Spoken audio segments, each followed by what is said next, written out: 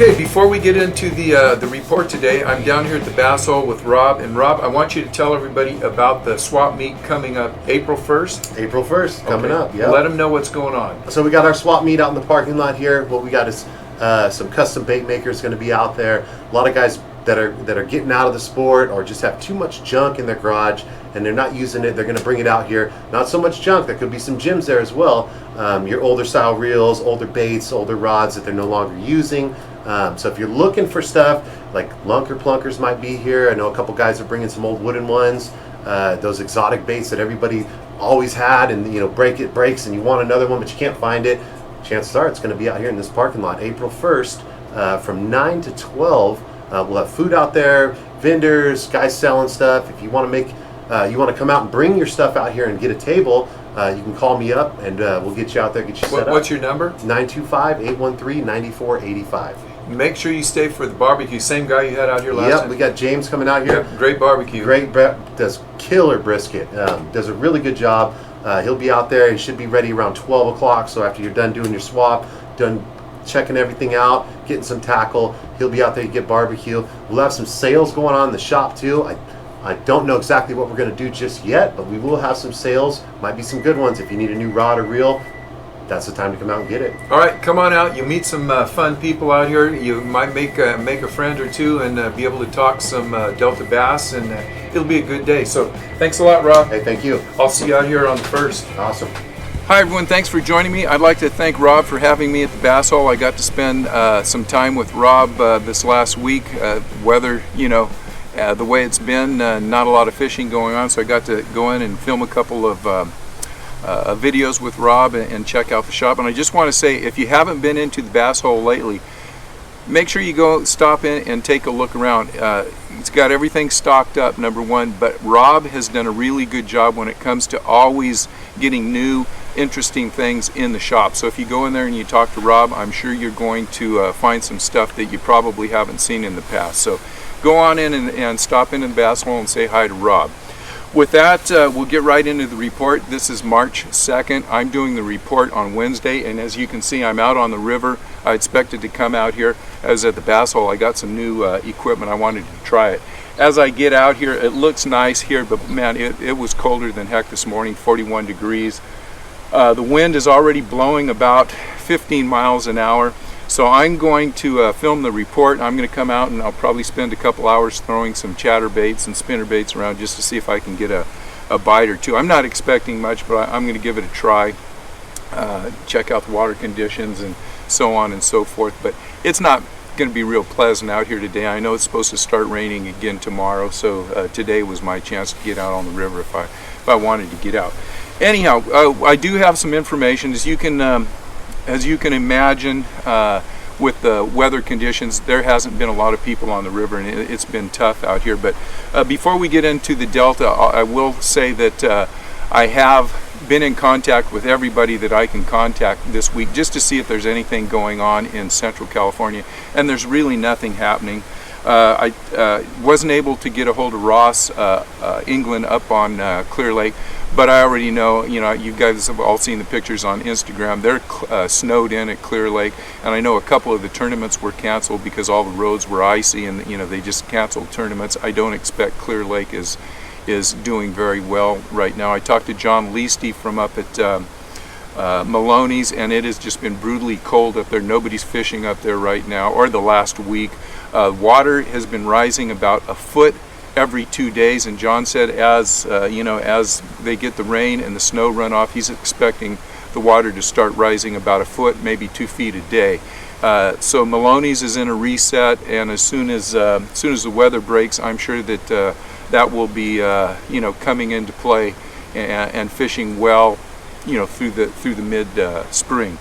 I think the best bet, actually, Comanche is already at that kind of full pool level. There's water coming in, there's water going out. Comanche might be the lake to really watch as the weather starts to get better. I know we're having a couple of more fronts come in this week, but Comanche might be the first lake to really come on and get into a pattern.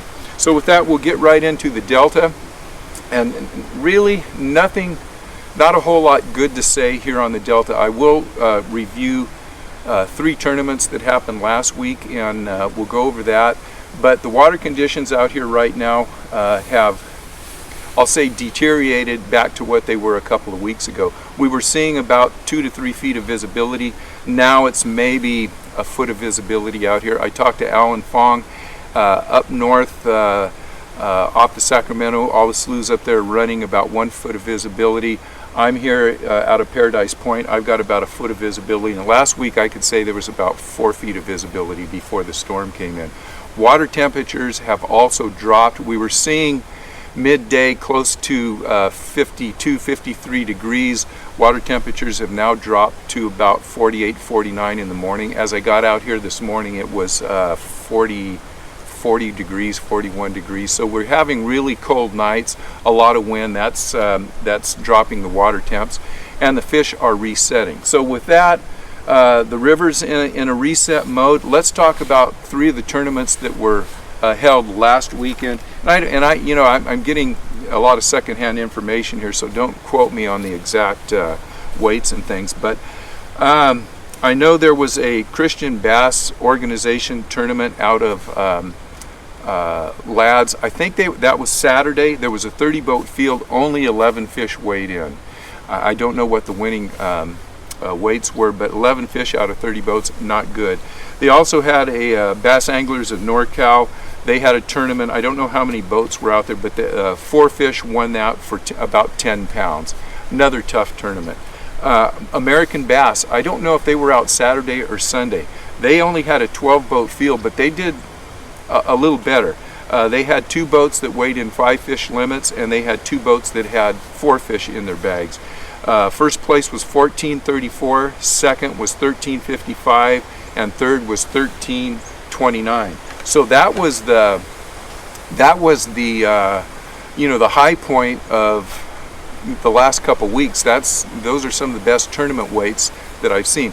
Really good fishermen in that were fishing that tournament. So don't think you're going to come out here and drop a 14, 15 pound limit. They had some of the top fishermen on the Delta fishing that tournament, although there were only 12 boats out here. So with that, we can throw all that out the window. The river is resetting. I know about that time, Alan Fong also had a really good day. He caught some nice big bass, and he ended up with 1 striper. Alan said that he had picked up those fish on chatterbaits.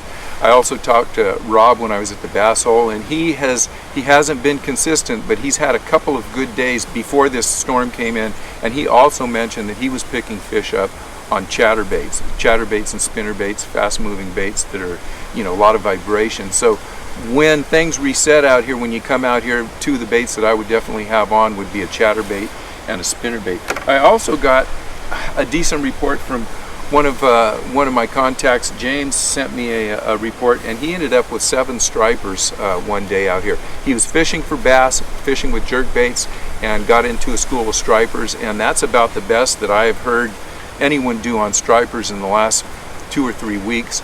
I did talk to Alan Fong again about the striper fishing, and it's just been really slow. And when Alan says it's slow, it's slow. Alan knows, he's got his fingers out to a lot of people, and stripers have been very slow. As far as the bass fishing in the past week, it's been a lost week. We've had rain, wind, cold weather. Everything, the barometer jumping around. There hasn't been anybody out. I've checked out Paradise Point. I haven't seen a boat out here. I know, I don't know any of my regular guys that are even coming out and trying it. And here's the thing. You guys know me. I come out a lot of times when the weather is or when the fishing is tough, and I'll say, hey, it's a good time to be out here. We've got great weather. It's 70 degrees. The sun's out. The fish aren't biting. You might get a bite or 2. You catch a few fish, but it's a nice time to be out here. I can't say that about the last week. You just don't want to be out here. It's not comfortable, and it's not a good time to be on the Delta this last week. The next couple days, it's just too cold. It's raining. The fish aren't biting. If you want to come out here and beat your head against the wall, that's great, but it's just not pleasant to be out here. And I think the next couple of days we're going to have rain. The storm fronts are going to be lighter than what they have been. But think about this. What we're seeing right now is normal. This is a normal year, and this is what it should be. There should be storm fronts and wind and rain and you know, barometers changing. But also think about this: the bass that are in the river right now, most Florida strain bass have a lifespan of about 10 to 12 years. So the fish that are in the river right now have not seen this type of winter. They're used to having, you know, like what we've had in the last 10 or 12 years. By February, the water temperature is 50, 55 degrees, maybe more. Well, air temperature is 70 degrees, the sun's out, and they're used to that. They're not used to what we're seeing now. Just like we're going to have a little bit more difficult time adjusting to river conditions as we get out here and start fishing, it could be also that the fish are also getting used to that. And I hope what's going to happen is they're thinking that, hey, what's going on? We should, you know, it should be pre-spawn now. I'm getting hungry. What's with this water temperature? What's with the barometer?